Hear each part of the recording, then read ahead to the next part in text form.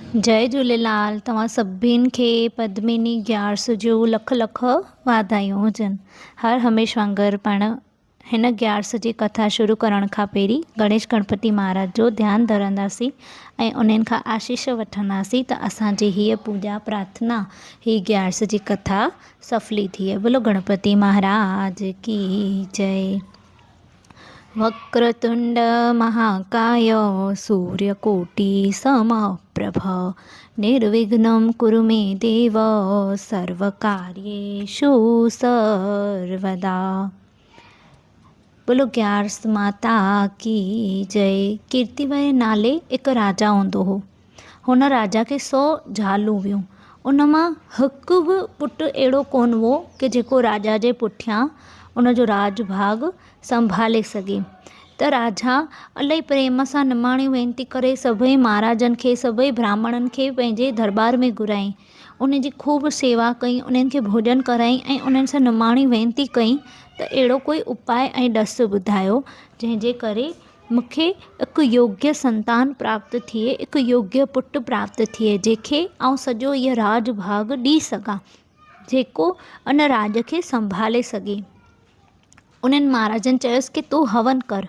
हवन करण खां पोइ बि हुन राजा खे पुत्र संतान जी प्राप्ति कान थियसि। उहो इलाही दुखी थी पियो ऐं दुखी थी करे चए कि एॾे सभु राजभाग जो आउं छा करियां कि इनखे हाणे मूंखां पोइ संभालण वारो केरु आहे ज कान। त राजा खे ध्यानु आयो त आउं वञी झंगल में वञी तपस्या करियां थो ऐं ज़रूर थी उहो विष्णु भॻवानु मुंहिंजे मथां प्रसन्न थींदो ऐं मूंखे पुत्र संतान जी प्राप्ति कराईंदो। उन कीर्तिवय राजा जी ज़ाल हुई जेकी राणी हुई, उनजो नालो प्रमदा। अने प्रमदा जेकी हुई उहा श्री राजा हरिश्चंद्र जी धीअ हुई। उन ॾिठई कि मुंहिंजो घोटु माना राजा के पुत्र संतान लाइ जंगल में हली वियो आहे त आउं छो हिते वेठी आहियां। उहो बि पंहिंजे घोट जे पुठियां सॼो राजभाग त्यागे करे उते ई हली वई। राजा खे तपस्या कंदे कंदे 10,000 साल थी विया। इन खां पोइ बि उनखे पुत्र संतान जी प्राप्ति कान थियसि। इहो ॾिसी करे प्रमदा ॾाढी दुखी थी पई ऐं उन माता अनुसुया खे इलाही तप कई ऐं प्रसन्न कई। ऐं माता अनुसुया जेकी महासती हुई उन खां पुछई त असांखे अहिड़ो कोई उपाय ॿुधायो त जंहिं करे असांखे बि पुत्र संतान जी प्राप्ति थिए। मुंहिंजो घोटु 10,000 सालनि खां विष्णु भॻवान जी तपस्या करे पियो, पर अञा ताईं विष्णु भॻवानु असां ते राज़ी कान थियो आहे। तव्हां अहिड़ी कोई आशीष करियो, अहिड़ो कोई उपाय ॿुधायो त जंहिंजे करे मुंहिंजे घर पुत्र संतान जी प्राप्ति थिए। एतिरो ॿुधी करे महासती अनुसुया चई त अधिक मास जेको 36 महीननि खां पोइ ईंदो आहे उन में 2 ग्यारस पवंदियूं आहिनि, हिकु पद्मिनी ग्यारस अने हिकिड़ी प्रमदा ग्यारस। तव्हां उन्हनि जो विर्त रखो। हिकु शुक्ल पक्ष में एकादशी ईंदी आहे जेकी पद्मिनी ग्यारस अने हिकिड़ी कृष्ण पक्ष में ईंदी आहे उहा परमा ग्यारस। तव्हां उन जो विर्त करो, उन में जाप करो, विष्णु भॻवान जो ध्यानु करो ऐं ज़रूर थी विष्णु भॻवानु तव्हां ते प्रसन्न थींदो ऐं तव्हांखे पुत्र संतान जी प्राप्ति थींदी। एतिरो चई करे माता अनुसुया अंतर ध्यानु थी वई।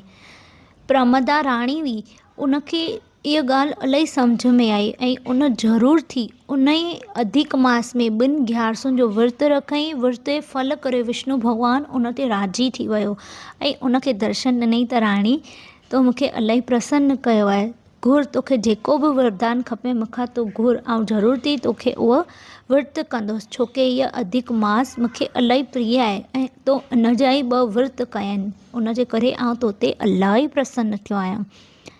राणी चई त हे विष्णु भॻवानु मूंखे आशीष करियो कि असांजे घर बि नंढो ॿारु अचे त असांजो बि राजभाग वधे, असांजो वंश वधे।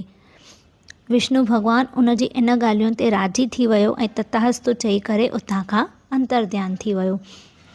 भॻवान जी इहा ई मिठी वाणी ॿुधी करे राजा चई त तव्हां ई सर्वश्रेष्ठ आहियो, तव्हां ई मुंहिंजी पूॼा प्रार्थना ते सफल थिया आहियो ऐं तव्हां ई असांखे इहो वरदान ॾिनो आहे कि असांजे घर हाणे ज़रूर थी पुत्र संतान थींदो।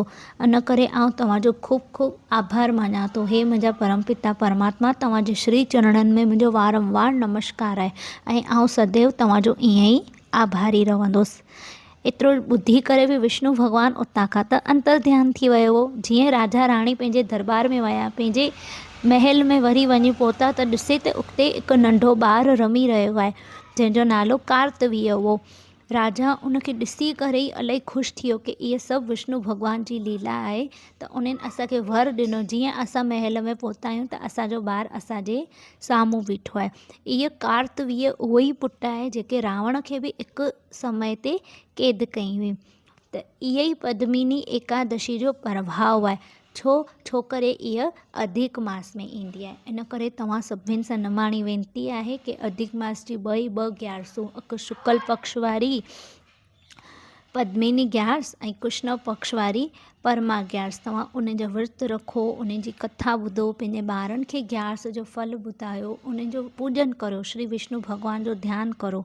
उहो विष्णु भॻवानु ज़रूरु थी तव्हांजी इन पूॼा प्रार्थना ते राज़ी थींदो ऐं तव्हांजे मन घुरिया वर ॾेई करे तव्हांखे ख़ुशि कंदो। एतिरे सां ई इहा कथा हिते समाप्त थी। बोलो श्री लक्ष्मी नारायण भॻवान की जय। हाणे पाण हर हमेशह वांगुरु श्री लक्ष्मी नारायण भॻवान जो 7 दफ़ा ध्यानु धरंदासीं। ओम नमो भगवते वासुदेवाय हरि ओम नमो भगवते वासुदेवाय। ओम नमो भगवते वासुदेवाय हरि ओम नमो भगवते वासुदेवाय। ओम नमो भगवते वासुदेवाय हरि ओम नमो भगवते वासुदेवाय। ओम नमो भगवते वासुदेवाय। बोलो श्री लक्ष्मी नारायण भगवान की जय। बोलो ग्यारस जय भगवान की जय। बोलो गंगा मैया की जय। सच्ची देवी माता तेरी सदा ही जय। जय कारा शेरा वाले दा बोल साचे दरबार की जय। आज के आनंद की जय। ओम नमः पार्वती पतये हर हर महादेव की जय। आयो लाल सभई कयो झूले लाल बेड़ाए पार सदाए नाम में शाहूकार। ओम शांति शांति शांति।